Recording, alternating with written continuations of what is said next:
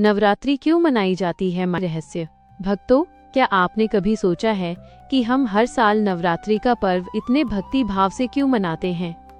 क्या यह केवल एक त्योहार है या इसके पीछे छिपा है कोई गहरा आध्यात्मिक रहस्य? आज की इस दिव्य कथा में हम जानेंगे कि नवरात्रि क्यों मनाई जाती है, माता दुर्गा का प्रकट होना कैसे हुआ और इन 9 दिनों का असली महत्व क्या है। नवरात्रि का अर्थ और महत्व। भक्तों, नवरात्रि 2 शब्दों से मिलकर बना है, नव और रात्रि, अर्थात 9 रातें। इन 9 रातों में माता दुर्गा के 9 अलग अलग रूपों की पूजा की जाती है। ये 9 दिन केवल पूजा के नहीं, बल्कि भक्ति, साधना और आत्मशुद्धि के दिन होते हैं। सनातन धर्म में माना जाता है कि इन दिनों में माँ शक्ति की दिव्य ऊर्जा पूरे ब्रह्मांड में विशेष रूप से सक्रिय रहती है। भक्तों, आगे की कथा में आप जानेंगे कि माँ दुर्गा का प्रकट होना कैसे हुआ और महिषासुर का अंत कैसे हुआ, इसलिए इस कथा को अंत तक जरूर सुनिए। महिषासुर की कठोर तपस्या। बहुत समय पहले तीनों लोकों में शांति थी। देवता स्वर्ग में सुख से रहते थे और पृथ्वी पर लोग भगवान की भक्ति करते थे। लेकिन धीरे धीरे असुरों की शक्ति बढ़ने लगी। इन्हीं असुरों में एक था महिषासुर। महिषासुर बहुत शक्तिशाली बनना चाहता था। उसने भगवान ब्रह्मा को प्रसन्न करने के लिए कठोर तपस्या शुरू की। कई वर्षों तक उसने भोजन त्याग दिया और केवल ध्यान करता रहा। आखिरकार उसकी तपस्या से प्रसन्न होकर भगवान ब्रह्मा प्रकट हुए। महिषासुर को मिला वरदान। भगवान ब्रह्मा ने कहा, महिषासुर, मैं तुम्हारी तपस्या से प्रसन्न हूँ, मांगो, क्या वरदान चाहते हो? महिषासुर ने कहा, हे प्रभु, मुझे ऐसा वरदान दीजिए कि कोई भी देवता या पुरुष मुझे मार न सके। तपस्या के कारण भगवान ब्रह्मा ने यह वरदान दे दिया। तीनों लोकों में अत्याचार वरदान मिलते ही महिषासुर का अहंकार बढ़ गया।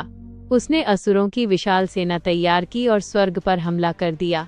देवताओं और असुरों के बीच भयंकर युद्ध हुआ, लेकिन महिषासुर ने देवताओं को हरा दिया और इंद्रदेव को स्वर्ग से निकाल दिया। अब तीनों लोकों में उसका आतंक फैल गया।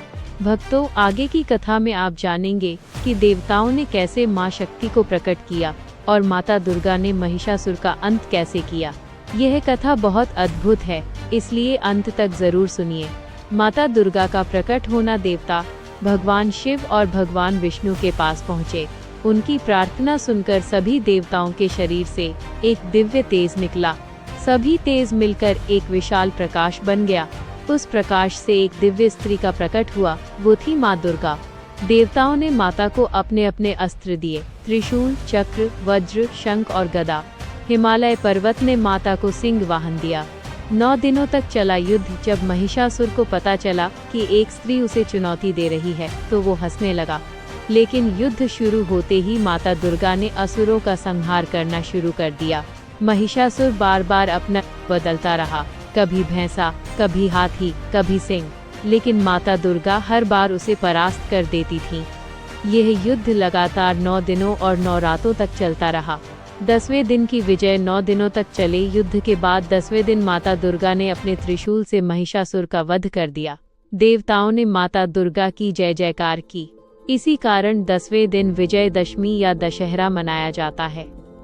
भक्तों, अब कथा का सबसे रोचक भाग आता है, भगवान श्री राम और नवरात्रि का संबंध। बहुत कम लोग इस रहस्य को जानते हैं। भगवान श्री राम और नवरात्रि का रहस्य। जब भगवान श्री राम लंका पर चढ़ाई करने जा रहे थे, तब उन्हें रावण से युद्ध करना था।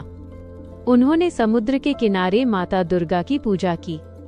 उन्होंने माता को 108 कमल के फूल अर्पित करने का संकल्प लिया, लेकिन पूजा के समय एक कमल कम पड़ गया। तब श्री राम ने सोचा कि अगर एक कमल कम है, तो वह अपना कमल समान नेत्र माता को अर्पित कर देंगे। जैसे ही वो ऐसा करने वाले थे, माता दुर्गा प्रकट हो गईं। माता उनकी भक्ति देखकर बहुत प्रसन्न हुई और उन्हें रावण पर विजय का आशीर्वाद दिया।